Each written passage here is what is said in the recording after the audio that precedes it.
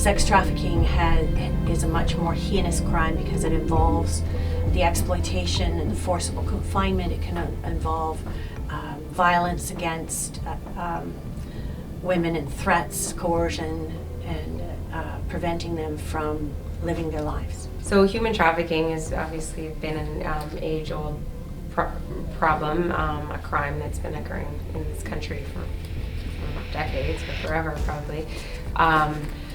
It's kind of come onto the radar in London in recent years. The police have really been focused on sex trafficking, and London is considered to have a high rate of sex trafficking, we hear, probably because we're on the 401 along the corridor. There's a lot of hotels and motels, which makes it easy to move women and girls in and out and kind of move them along to different hotels in different cities along the corridor, and London has a lot of hotels there. I should start by saying that the majority of the girls and women who are recruited into trafficking have had in their past a link to either trauma, sexual assault of some nature, addiction issues, mental health issues. So, but not all. Some of the girls that are trafficked are from great families and great homes. I was forced to work in the strip bars. Now, anybody who tells you that a strip bar is just dancing is either lying to you or has never been to one. Okay, because these men don't go pay that kind of money for nothing. And I'll tell you about how a strip bar works. You have to pay for the privilege of working in a strip bar. Okay, you don't get paid to work there. So you pay to work there, and then you have to do a minimum of 4 hours there, and you have to do a minimum of 3 stage shows. The first song you walk, you're fully clothed. The second song, you have to take a top or a bottom off. The third song, you're naked. And all the while that you're on stage, you've got men, because there's something called Perverts Row. Often men are masturbating there while you're on stage, or they're catcalling you, telling you that their granny's got nicer tits than you do. And the whole time you're up there, you have to smile because that's considered advertising. You hope that once you're off the stage, the guys in the audience liked enough of what they saw of you that they will take you into the back and get dances, because that's where you make the money. So, and often the song that's playing in the background is It's Only Fun When the Stripper's Crying. So you gotta smile that whole time. So you gotta go, and then you get off the stage and you gotta walk around the floor and ask guys if they wanna dance. And you hope that some guy will take you back and what I call sexually assault you. Now you pay, it's roughly in Canada, it's about $20 a song. So you dance per song. And a song lasts 4 to 5 minutes. So that's $20 before any extras. And I'm talking oral sex, I'm talking manual sex, I'm talking that kind of stuff. But now the traffickers sit on the floor. You take the customer back to an area where there's sofas. The traffickers and the pimps sit on the floor, and they can count how many songs you've been back there. So they know roughly how much money you should be coming back out with. So you can't hide any money, and you hand the money straight over.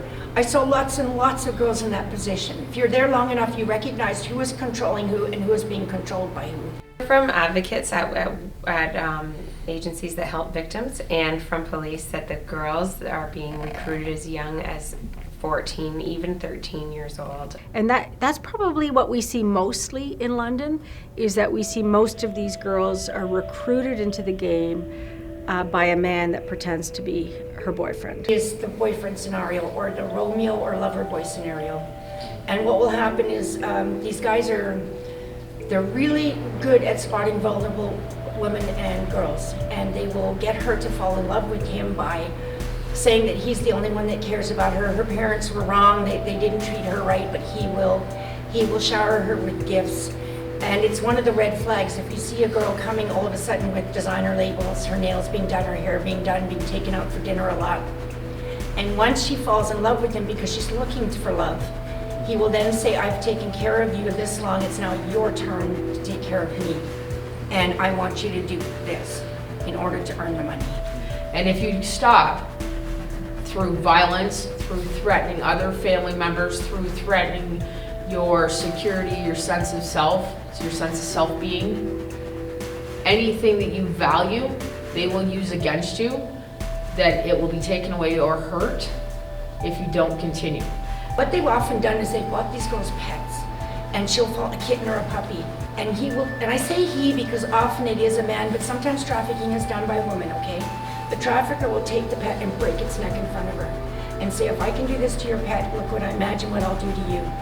Or he will have found background information on her family, so he'll say to her, I know where your baby brother lives, I'll go and I'll kill him if you don't do what I tell you to do, if you don't stay. And often they will also film the woman doing sexual acts and say, if you don't stay, I will put this on the internet. You know, girls that come in here tell us that their pimps have stuck loaded revolvers into their mouths. They have inserted them into their vaginas. They know about their family members, and they say, you know, if you don't do what I say, I'm going to go after your 10-year-old sister. I'm going to kill your family pet. I know where your mother works. They taught me some of the stuff, how to do it. Just like in sex, no girl goes out and she's just instantly a prostitute, knows how to be a prostitute. She's trained into it. They trained me into it. You're going to this. And if I failed, I learned very fast because I got hurt every time that I didn't produce. So I learned from my mistakes very quickly. Just like in prostitution, if a girl or a boy, it doesn't matter what the gender is, in prostitution, if they don't bring back a certain amount of money because they didn't follow the rules that are set out, they're going to get hurt very quickly, and they're going to learn to do what's necessary to survive.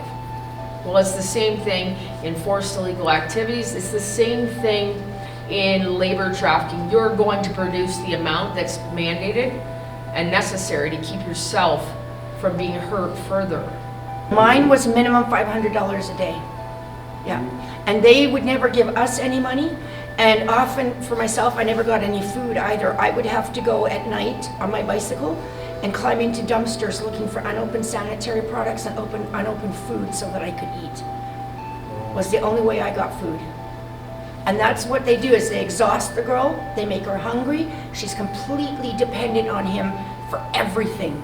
And that's another reason why they don't leave, because they're unable to help themselves. There are girls that have been taken out of the life and put in a restaurant and given a menu to choose what they want, and they're incapable of choosing their own food because they've never been allowed to make a decision for themselves. I had to learn how to sign my name again because for 8 years I never held a pen. I didn't know how to sign my signature anymore. I was there 24 hours a day, pretty much. It was my home, and I was disabled. I could barely move. So if I went out anywhere, it would be, let's say, to a Walmart to run a MasterCard. It would be going into a bank to make a deposit from one account to another account, to open a new bank account. So I didn't leave very far, and there was usually people driving me in their vehicles, watching, waiting. You know, I got arrested in my home. Police came to my doors. They recognized by my driver's license, etc., who I was, where I lived. They came right to the doors. Those people were in my house when I got arrested. But they weren't looking for them, they were looking for me. You know who can stop it? Men. Men who decide and choose to purchase sex from women, knowing that some of those women are trafficked and abused and assaulted by their pimps, and knowing that they're just going to do the same thing to them that their pimp does, is the problem. And it's those men that can stop this. If those men were to stop buying sexual services from women, we would see a significant decrease in the number of women being trafficked. So they have vast networks that go into different countries, and it could be China or Eastern Europe is a big source. And they talk to girls and lure them and say, you know, hey, let's come to America, come to Canada. We have a great opportunity for you. You know, you can be a waitress or a dancer, and they bring them over here. And then they take their passport away from them and say, you know, you now owe us $50,000 and you need to work it off. And so they're put in a room where they have to have sex with 15 or 20 men a day to pay that back. But of course, they don't see any of that money their pimp takes it or their handler takes it, and they are now a trafficked person. They used the amount of money that I owed them, and they set it up so that I owed them money, and then forced me to do things that would pay back the money, supposedly. But my interest on the amount I owed them always kept clicking up higher than what I ever was able to pay off. So if a woman is in a hotel, she'll likely make more money than if she's on the street. And many of these women are sent what they call on the stroll, which is a section of every community across the country which is known for prostitution, so they're sent there. So they could turn 12 to 15 tricks a day. In hotels they charge a little bit more, so it would be turning less tricks, but the difficulty is men pay for a specific service. So if they're on the street and they pick up a girl and they say, I'll give you like $25 for a blowjob, 50 without the condom, that would be a high rate actually. It would be much less than that. But on the street, it's a quick process. She gets in the car, she does what he wants with respect to something very fast, and then she's out. In sex trafficking, both men and women can be offenders. Both men and women can be victims. But the statistics show that the majority of the offenders are male and the majority of victims are female. Women are in a relationship with a man who abuses them. People often say, God, why do those women stay? And I'm like, yeah, but you're asking the wrong question. The question is, why are these men doing this? And it's not for us to judge a woman or girl who has to remain with either an abusive partner or with a pimp. Our job is to, first of all, transfer the responsibility for leaving from her shoulders to his. He should stop doing what he's doing. It's not up to her to stop his behavior. He's got to stop that.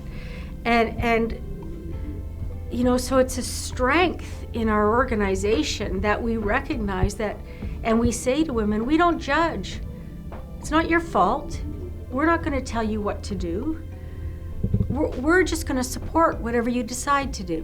When I called my house phone for the first time from jail, my son was in the background. He had come over for a visit. The family member that dropped him off had no clue. They said that I was just gone up to the mall and I'd be right back. That family member had no clue. They thought, oh, okay. Well, here, I'll drop your son off and we'll pick him up later on today. Tell Lisa we'll be back at this time. My son was there when I made that phone call, and they said, do your time and shut up and he'll be fine, and then hung up the phone. Sex trafficking is all about prostitution, but it's the law doesn't recognize that prostitution is all about sex trafficking. But in fact, all sex trafficking is all about prostitution and the victimization of people in sexual services. So sex trade would include prostitution as well as massage parlors, strip clubs, pornography, child pornography, and so on. And they say you're never going to end it. Prostitution is the oldest profession known. And we say, no, it's not. Prostitution is the oldest form of oppression, the oldest form of oppressing women. And that goes back to us being radical feminists. We need to go to the root cause of the issue. The root cause of the issue is not women. The root cause of the issue is that we live in a male-dominated patriarchal society where women have inferior rights. And until women are actually free from that oppression, we're not going to see an end to any form of men's violence against women, including in sex trafficking and prostitution. Quite often we see that offenders have also been victimized in the past. So we recognize that an offender isn't 100% an offender. In the court of law they might be, but in actual fact a person who creates a criminal offense also has an awful lot going on. They could be a mother, father, sister, brother, they could be a parent, they could have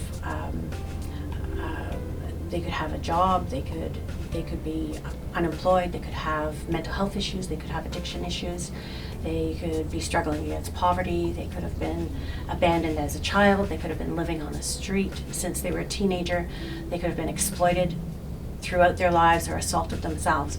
So there is a great number of other things going on besides just the initial offense that they're dealing with currently. So we provide support in trying to unpack all of those things that have created a decision that was not healthy and help them to make decisions that are better once they start being able to deal with some of the things that caused, the factors that caused the offense in the first place.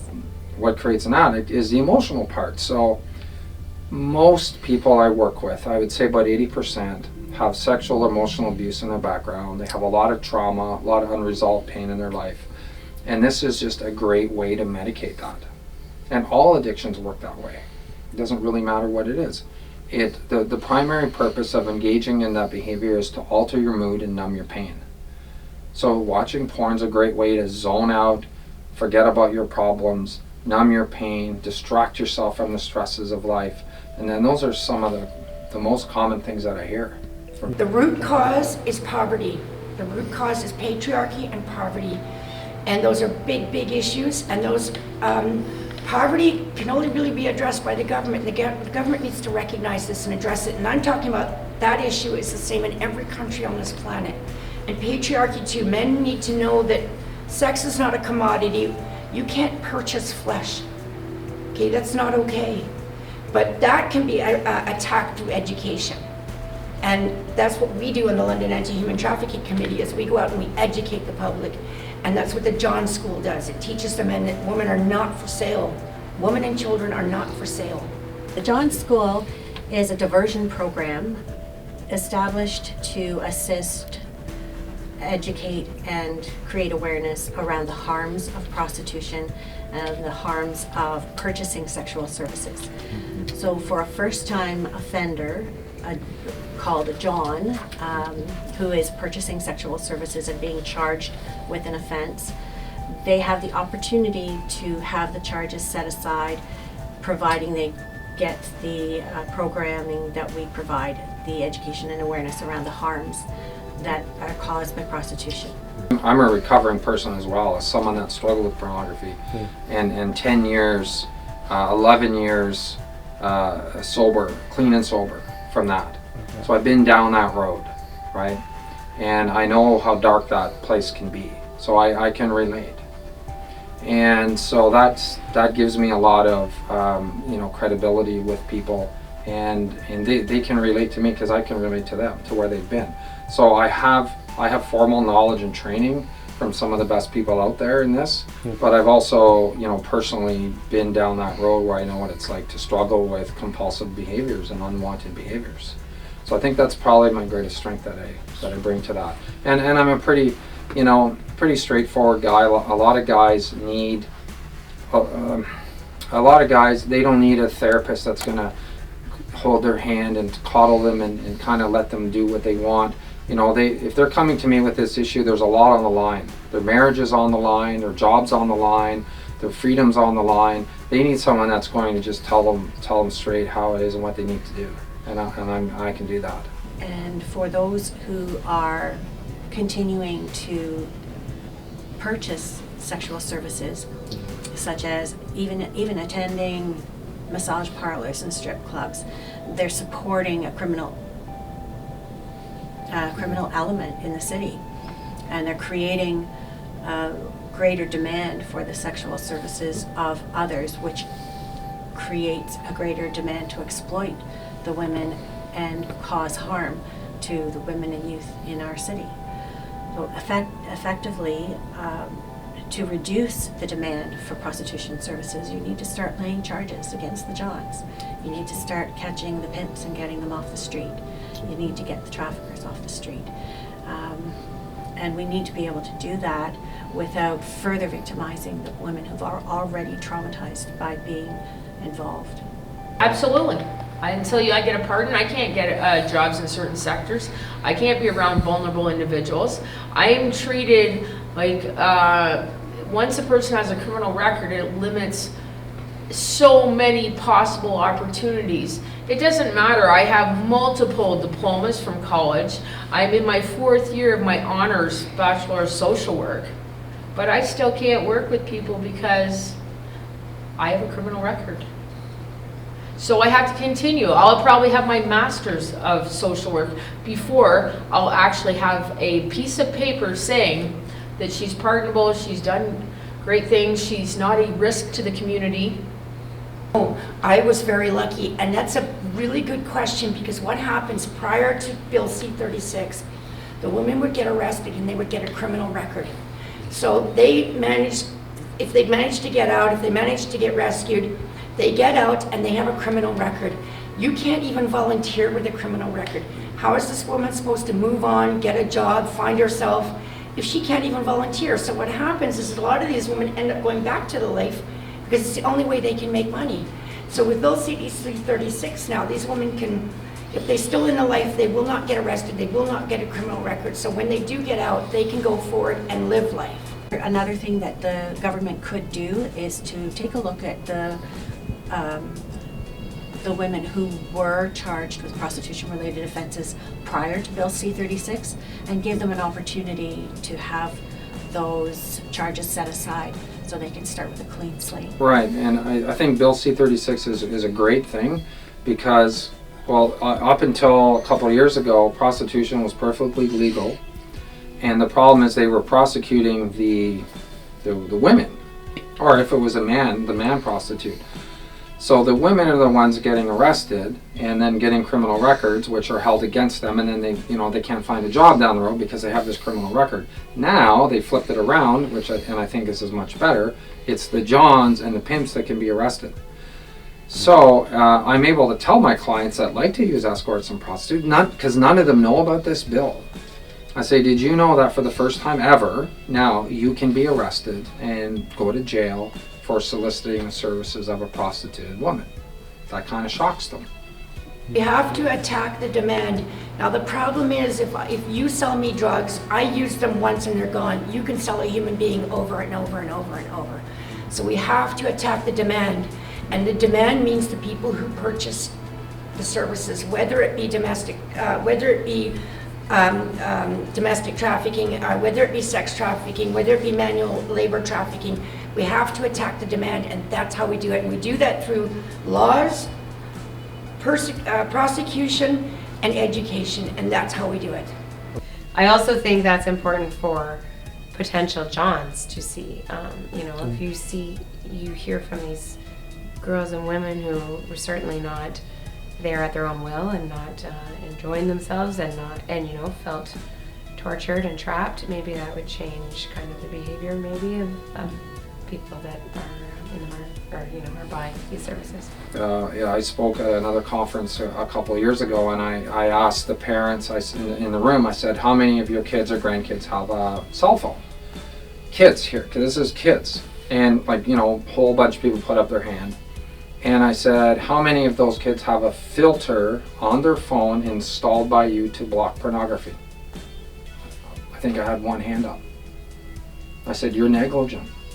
And you're really ignorant, because you need to realize the world that you're living in. You just handed your child a porn store that they can access anything you can imagine in seconds, and you haven't talked to them about it, and you haven't put any safeguards on it. So that's part of the message that I'd like to get out to parents, is that you need to know your children will be exposed to this, and they will come across it.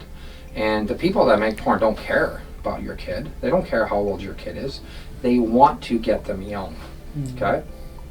What I believe and what I know from research is that pornography is the #1 public health issue facing women and girls today.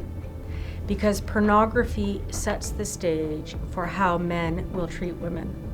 And pornography is violent, includes torture, is humiliating, and and what you see in pornography is not sex or intimacy, it's rape.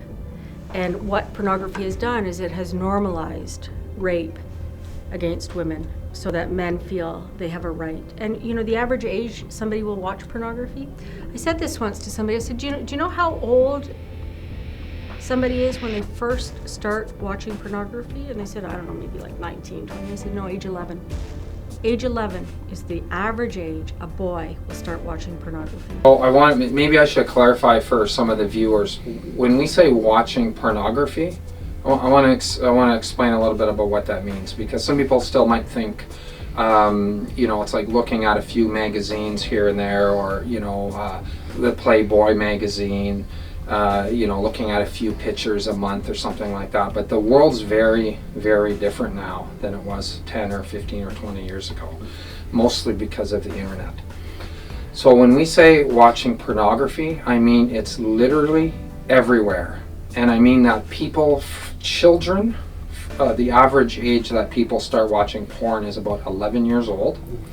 And so I mean people from young children all the way up to, you know, 60, 70, 80 years old, doesn't matter.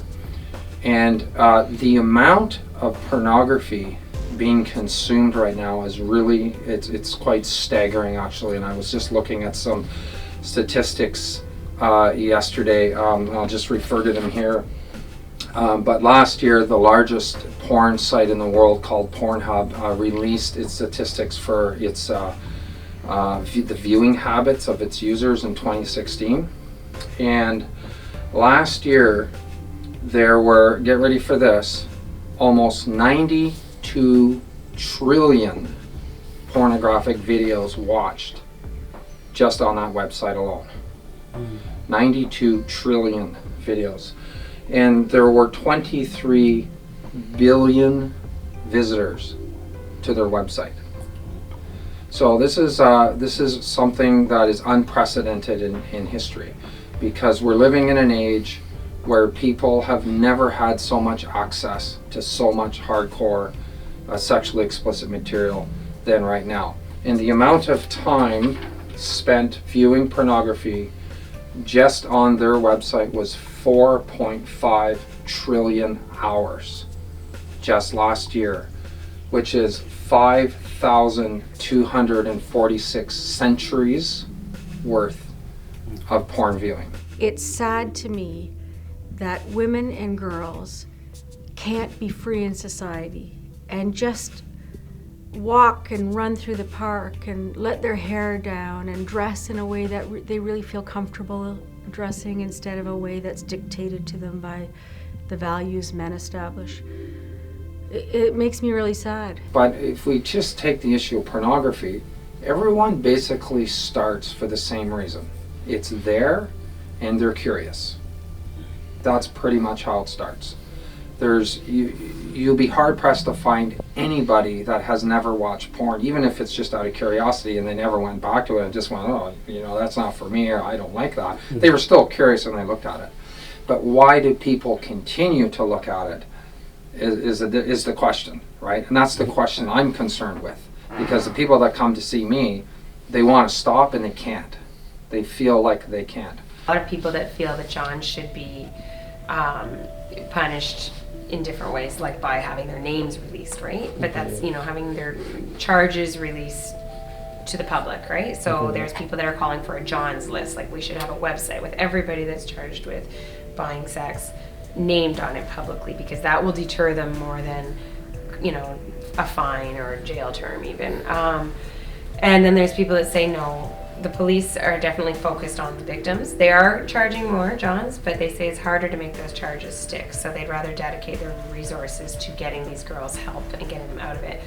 To buy sex from a woman, you need to see her as an object. And so after years of watching pornography, which completely objectifies women, these men's brains are trained to see women as sex objects that exist to service them. Right? But that's something that they've been taught, because pornography is an educational tool and it teaches people ideas. It's not just naked people having sex. It's almost a worldview. It's almost a philosophy of life when you look at the messages in pornography. So women are objects and they exist to serve me. So yeah, I could pay for one of those. right? But they don't understand. I haven't met one, maybe there's some out there, but I've never met a client yet who's purchased sex that understands remotely any of the things involved. But I have had clients that once they come see me and they start their recovery and I educate them or they get educated on this, it really opens a lot of their eyes, because a lot of these guys have daughters and they have kids and they have female relatives that they care about, and they go, wow, I had no idea. We have to continue as a society to keep recognizing that trafficking happens. It's right here. It's not in some foreign country, and yet, honestly, it is in the foreign country. That's almost a joke in a way. But the fact is, it's also right here in our backyards. To keep pretending that it's only in some place in a sweatshop with only little kids, that's not true. It's right here with our little kids. It's right here with our adults. Stop putting people into boxes that only this population it happens to.